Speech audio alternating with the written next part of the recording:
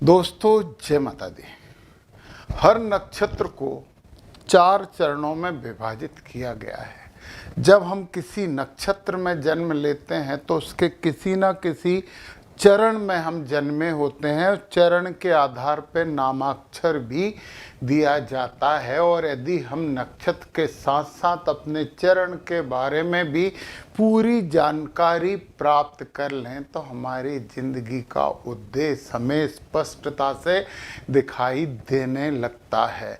तो आज हम बात करने वाले हैं सबसे रहस्यमयी नक्षत्र अश्लेषा नक्षत्र की, जिसके चारों चरणों में होती है कर्क राशि, संवेदनशील चंद्रमा महाराज की राशि। इस नक्षत्र के जो देवता होते हैं वो सर्प होते हैं और इसके जो ग्रह होते हैं वो बुध होते हैं। बुध के कारण ये बहुत बुद्धिमान होते हैं, सर्प के कारण ये रहस्यमयी भी होते हैं। सम्मोहन की विद्या इनमें जन्मजात होती है। नाग केसर का लाल वृक्ष आपके लिए बहुत शुभ और सिद्ध वृक्ष होगा।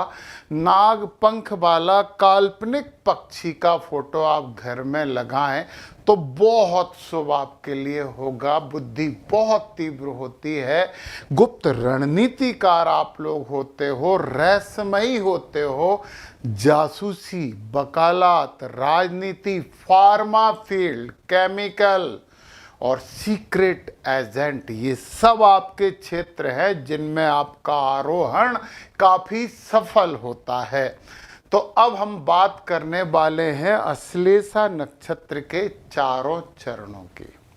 तो सबसे पहला चरण है जिसका जो राशि है वो है कर्क, और स्वामी तो बुध यहाँ हैं तो बुध हमने लिख दी, और कर्क राशि के स्वामी चंद्रमा हो गए तो चंद्र लिख दी, और नवमान स्वामी हैं गुरु। तो ये 3 जो ग्रह हैं जिन्हें आपकी कुंडली में आपको बहुत ध्यान देकर शुभ करना है। बुध बुद्धि के स्वामी, चंद्रमा मानसिक संवेदनशीलता और गुरु ज्ञान। अब चंद्रमा की संवेदनशीलता को गुरु थोड़ा कम कर देंगे, बुध की बुद्धि भी कम कर देगी। फिर भी गणपति की आराधना, शंकर भगवान की आराधना और उसके साथ साथ गुरुओं का आशीर्वाद आपके लिए बहुत शुभ होगा। ये चरण धर्म चरण माना जाता है। मतलब यदि धार्मिक आचरण करोगे, कर्तव्यों का पालन करोगे, नैतिकता से रहोगे तो भाग्योदय कोई नहीं रोक सकता। आपकी विशेषता, प्रथम चरण वालों की विशेषता क्या है? अग्नि तत्व, ऊर्जा, उत्साह, नेतृत्व। नेतृत्व क्षमता आप में होती है, प्रेरणा देने वाला स्वभाव होता है, परंतु अंदर से आप रहस्य रखते हो, बहुत आत्मविश्वासी होते हो, बड़े गहरे रहस्य को अपने आप में छुपा लेते हो। जोखिम लेने की तो आप में असीम क्षमता है। गुस्सा मत करना, गुस्सा जल्दी आता है, अधीरता रहती है और कभी कभी आप अहंकारी भी हो सकते हो। प्रथम चरण के लिए बात कह रहा हूं। चलिए अब हम चरण 2 की बात करते हैं।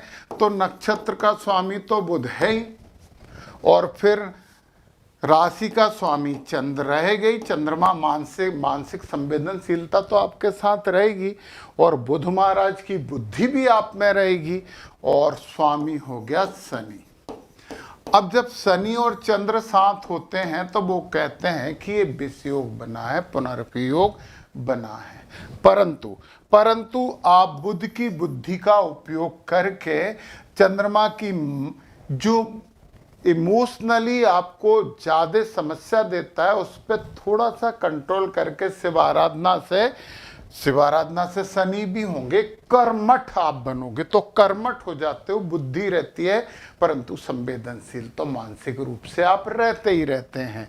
तो चलिए हम यहाँ पे ये अर्थ तत्व है। अब इस चरण में जन्म लेने वाले लोग पैसों के लिए काम करते हैं, समृद्धि के लिए काम करते हैं, कैरियर के लिए काम करते हैं, आर्थिक स्थिरता के लिए काम करते हैं। बस धन कमाइए, परंतु बहुत ज़्यादा एग्रेशन मत रखिए।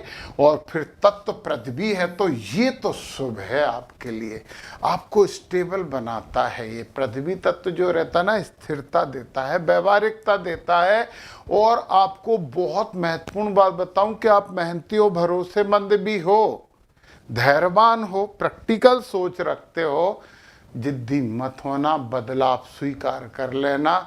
और कभी कभी ज़्यादा ही आप रिजल्ट ओरिएंटेड हो जाते हो तो थोड़ा सा इस पे भी सावधानी आपको बरत लेनी चाहिए। चलिए हम चरण 3 की बात करते हैं। बुध आ गए, एक ग्रह बुध आ गया, चंद्रमा तो आ ही गए हैं। बुध चंद्रमा के उपाय बताए मैंने, गणपति आराधना, शिव आराधना, और इसमें भी शनि हो गए। तो क्या तीसरा और चौथा चरण वाले लोग एक से होंगे? बिल्कुल नहीं होंगे। और तो और एक ही चरण में लेने वाले 2 लोग एक से नहीं हो सकते, क्योंकि उनकी कुंडली में इन ग्रहों की स्थिति अलग अलग हो सकती है। हम यहाँ चरणों की बात कर रहे हैं, चरण दिशा देते हैं, दिशा पता करिए।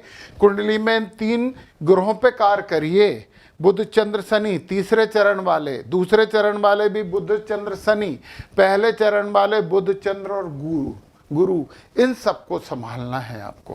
परंतु क्योंकि यहाँ पे तत्व काम तत्व हो जाता है, काम तत्व जब हो जाता है तो भौतिक इच्छाएं बहुत ज़्यादा आपकी रहती हैं, सुख सुविधाएं आप ज़्यादा पसंद करते हो, प्रेम प्यार में थोड़े से रोमांटिक होकर जीते हो, क्योंकि काम तत्व है इस चरण का। और ऑफिशियली है ये वायु तत्व। वायु तत्व मतलब कम्युनिकेशन स्किल, संचार बहुत अच्छा है, आपको सोचने समझने की क्षमता भी है आप में, लोगों को प्रभावित कर ले तो आइडिया आपके बहुत अच्छे होते हैं, बुद्धिमान हो, लॉजिकल हो, फ्रेंडली हो, गहरी सोच रखते हो, जल्दी सीखने वाली प्रवृत्ति रखते हो, मन स्थिर रहता है, निर्णय में बड़ा कंफ्यूजन रहता है। तो इस पे काम करिए तो बहुत अच्छा आप कर पाएंगे।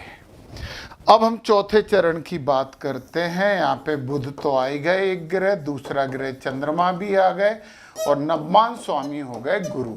अब देखिए आप, ये तीनों ग्रह और ये तीनों ग्रह सेम है, परंतु चरण का फल अलग होगा, नामाक्षर अलग होगा।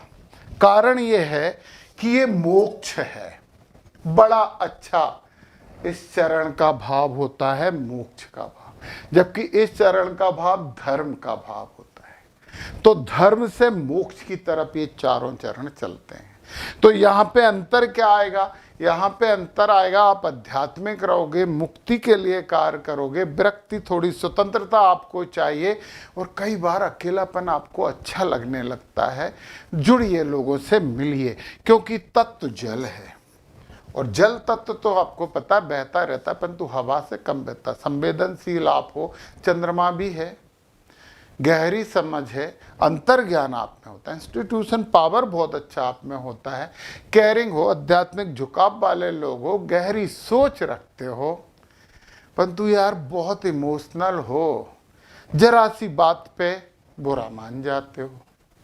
अभी थोड़ी देर पहले खुश थे, अब जबरन दुखी हो गए, मूड स्विंग आपका होता रहता है। इस पे थोड़ा सा काम करिए। बाकी इन तीनों ग्रहों को संभाल कर बुध गणपति की आराधना, शिव जी की आराधना और गुरुओं का आशीर्वाद, बड़ों से सलाह लेकर आप अच्छा कर सकते हो। यदि आपको नक्षत्रों के बारे में पूरा समझना है, कृष्णमूर्ति पद्धति का पूरा कोर्स करना है, आपको न्यूमरोलॉजी समझना है, फाइनेंस, एस्ट्रोलॉजी यदि आपको करना है, तो ये सब क्लासेस मेरे ऐप पर हैं। नीचे डिस्क्रिप्शन में लिंक है, क्लिक करके ऐप डाउनलोड करके आप अपना ज्ञान बढ़ा सकते हो, अपनी ज़िंदगी की दिशा प्राप्त कर सकते हो, दूसरों को भी दिशा दे सकते हो। तो आप इस चैनल को सब्सक्राइब कर चुके हो, मुझे मालूम है, तो शेयर करिए, कमेंट करिए, लाइक करिए, अपने दोस्तों को ज़रूर बताइए। जय माता दी।